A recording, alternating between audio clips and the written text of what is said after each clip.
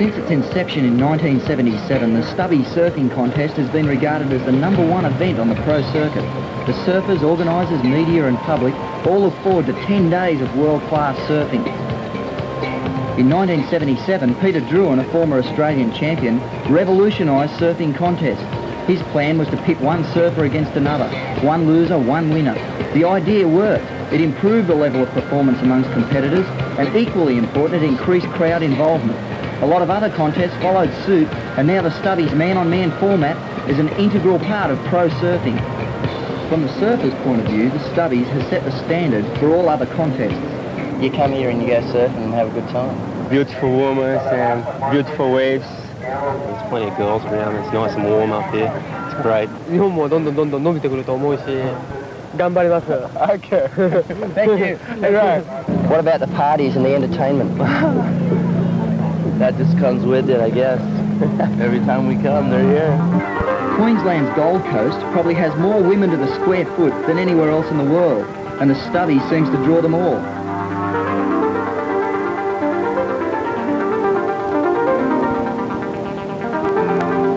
Into the early eliminations, and there's plenty of action. 96 surfers from all over the globe are trying for a shot at the $30,000 in prize money. Only 32 will make it through to the final event. As well as Australia and Hawaii, surfers are here from Japan, Brazil, Britain, USA, South Africa and even Bali. The heats wear on with some obvious standouts. Gary Templey, Derek Hind, Chris Barella, Greg Day and Peter Harris. Louis Ferreira and Vince Klein from Hawaii, and this surfer, Collie Rodriguez of Brazil. Riding his small 5'0" twin fin, Rodriguez is all over the waves, making his own power and pulling off some tight 360s. The twin fin design surfboard is popular. The professionals are opting for smaller power generating boards. The goofy foots are up against it, with only Terry Richardson, Tommy Carroll, Jim Banks and Cole Smith making it through.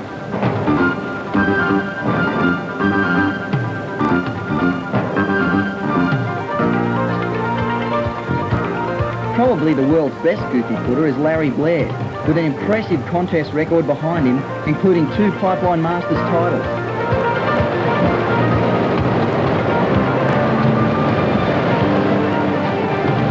Larry's finding the powerful rights of Burleigh very different to those big Hawaiian tubes. The Pipeline Masters is in left-handers.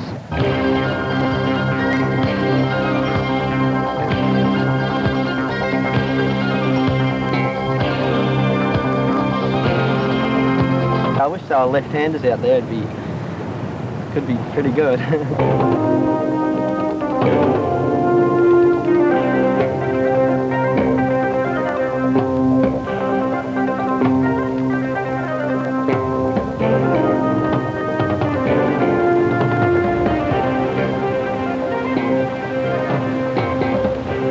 Although surfing well on his backhand by staying loose, Larry just can't seem to pull off those tight tubes he's so famous for. He's up against Peter Druin, back in the contest as a competitor this time.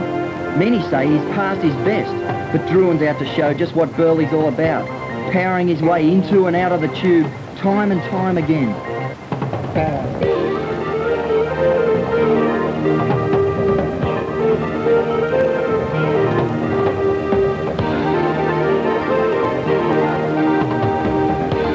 Larry's eliminated. Druin goes on to the next round.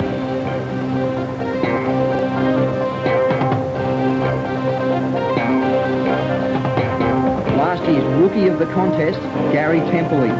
His surfing is hot, and many are betting he's on his way to the finals if he can keep it up.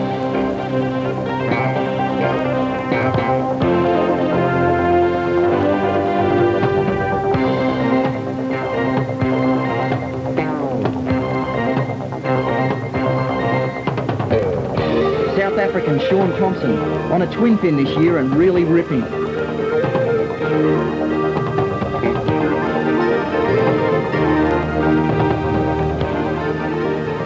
Hawaiian Michael Ho. Greg Day. Defending Stubbies champ Mark Richards. Rabbit, 1978 Stubbies champion, always looking for the tube.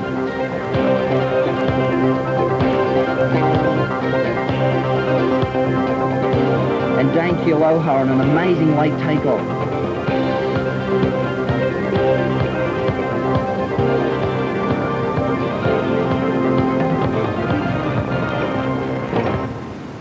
Up to now, the weather and the surf have been good, but Thursday morning sees heavy cloud cover and a chilling sou'easter. The contest site takes on a different face. There's a cyclone thousands of kilometres away off Fiji, but the experts say it's doubtful whether its effect will be noticed this far away. No one imagined just how wrong the experts could be.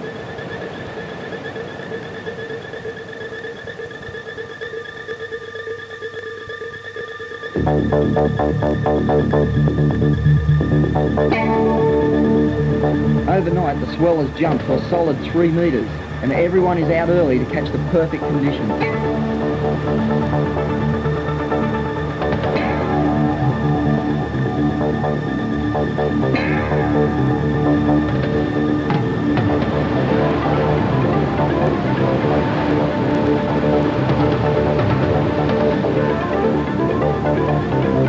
Even the locals are amazed at the size of the swell, and with the morning high tide, some of the contest structures fall victim to the sea.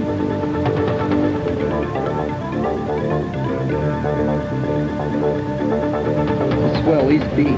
Some sets easily 3 metres, and the speed of the walls is amazing.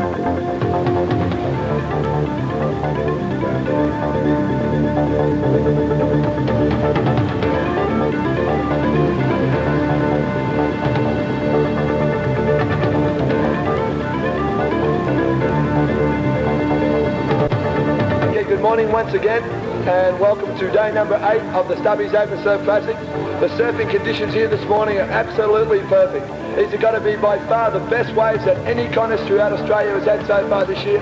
So we ask you to sit back and enjoy it. When our first heat, that of Mark Ryan and Joe Ingle, hits the water, it promises to be an exciting clash, and the waves should do justice to the surfers.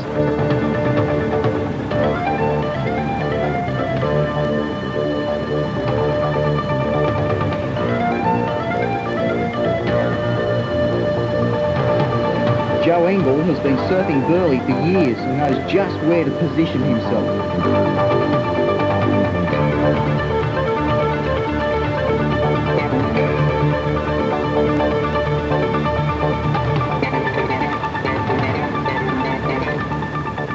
Joe makes the tubes and gets the hook. Newcastle's Colin Smith.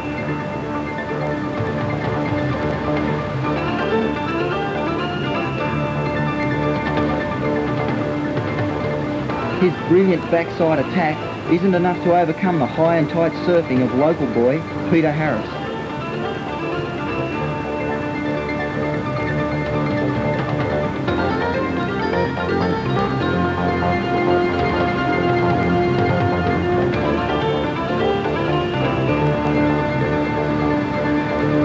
The tide is dropping, and so are the odds of making the wave. There's a fine line of success.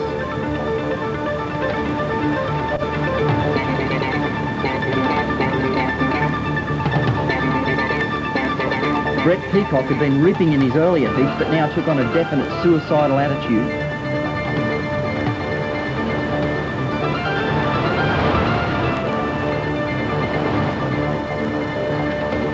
Master surfer Mark Richards found the track across his waves, working it all the way down the line.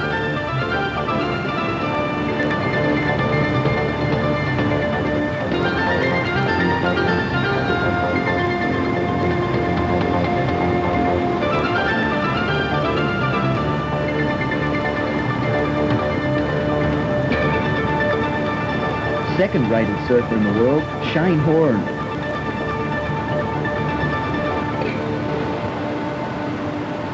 My approach on a wave is to use more body power than the wave power, you know, and to pump down the line and get in the tube and stuff, you know, because I've got a variety of manoeuvres that I can do, and I like to do them all in the same head. Shane is up against Derek Hind, who starts well, finding plenty of speed and some tight-to-the-wall manoeuvres. Horan fights back on his next wave with this great cutback.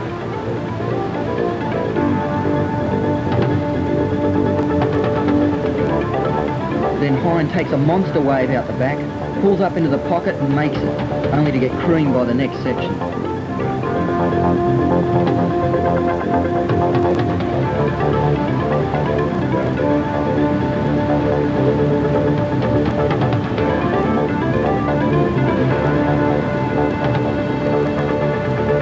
Shane's overall performance is by far superior. Tight, aggressive surfing, yet still remaining fluid.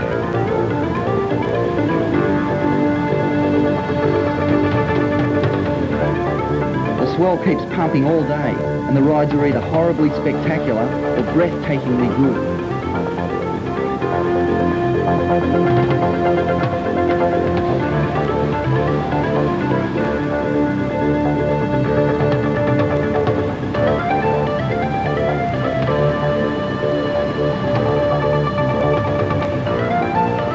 At times, the whole bay is filled with whitewater. The rip is now so strong it can take a competitor up to 15 minutes to paddle back into the liner.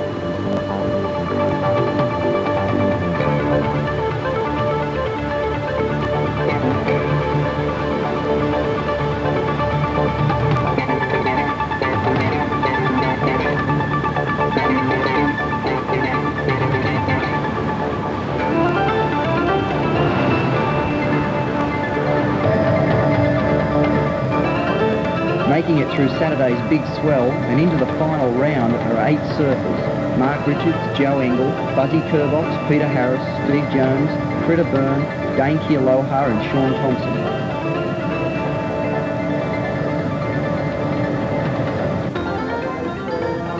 First quarter final is the luckless Critter Byrne, who again draws the number 1 man, Mark Richards. Critter is in yellow, Mark Richards wears red.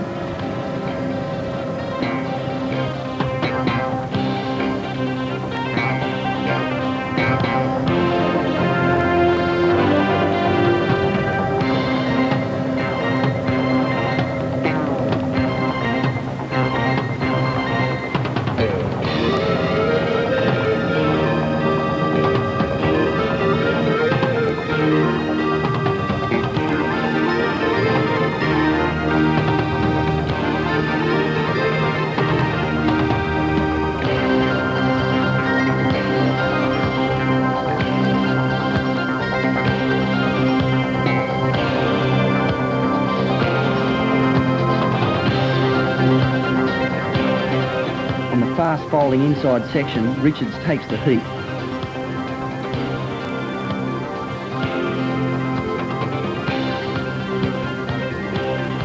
The crowd keeps building. With hardly a clear space in the grassy headland, there must be over 10,000 spectators. Suddenly, Peter Harris has come from nowhere and is matched in his quarter-final against Engel.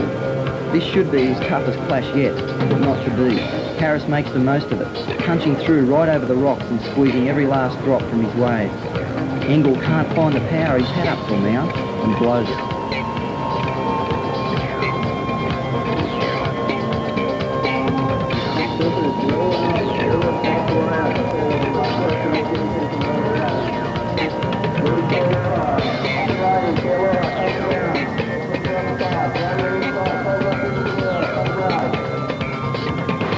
Kerbox puts down Steve Jones in the third quarter-final.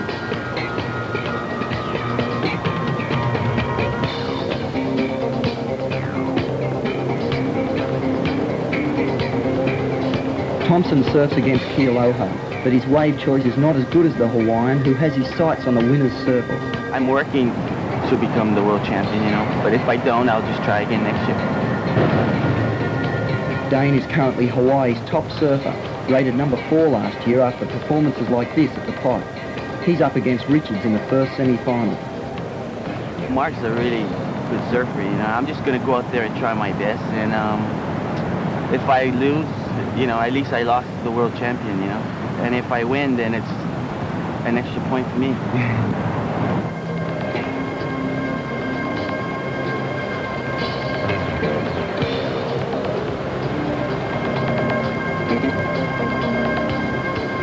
Richards picks up only one good wave, while Kealoha does better. Long before the result is announced, Richards knows. I think I lost it.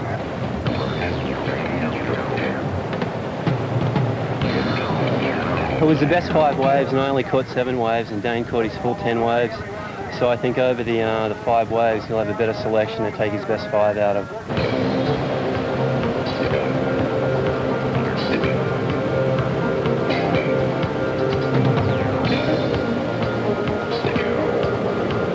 Kervox and Harris to decide the other finalists.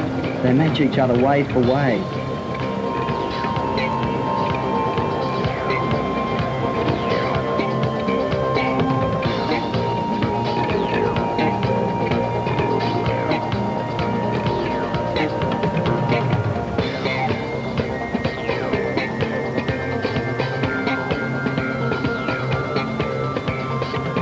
It's close, very close.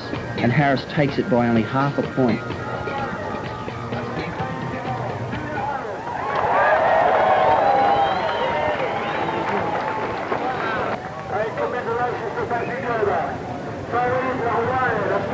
So it's the tough Hawaiian Kealoha and local boy Peter Harris who has pulled out all the stops for what can only be described as a dream run. I feel great. I didn't think I'd get this far, but I'm really stoked that I have, you know. I've just been doing my best and that's all. I'm trying to keep relaxed. And so far I've done good. The crowd seems really behind you. Oh yeah, well most of the people around here are sort of all friends with me, most of the locals, and which is really good, them backing me up all the way. It's really helped. It's unreal. And do you think you can beat Dane Kealoha in the final? Yeah, well if God's with me I should be able to get through there, yeah. What we're going to do is we're going to give you a whole hour, 1 hour, and in that hour you're going to be given a maximum of 12 waves, and your highest 7 will count. 7 best waves. Okay? Okay. No problems. Dane, Peter, shake hands. Gentlemen, good luck. Dane, Peter. Okay? Gentlemen, make your way up the point and good luck. Okay, thanks.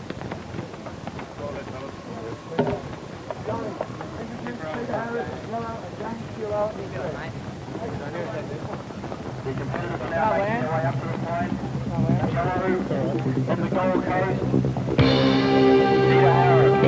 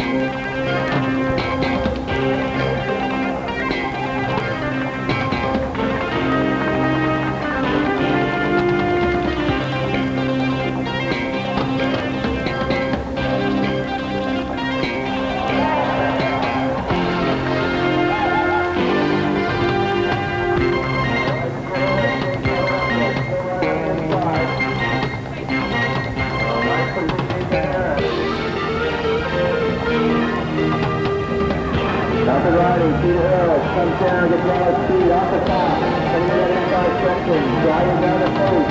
There's the pushes. Pops it up.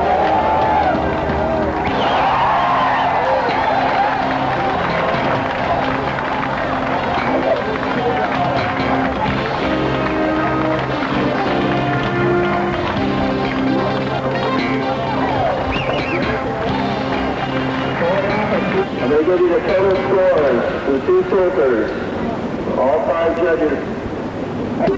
The first circle in red for Dane Kealoha, 235.5. And for Peter Harris, 248.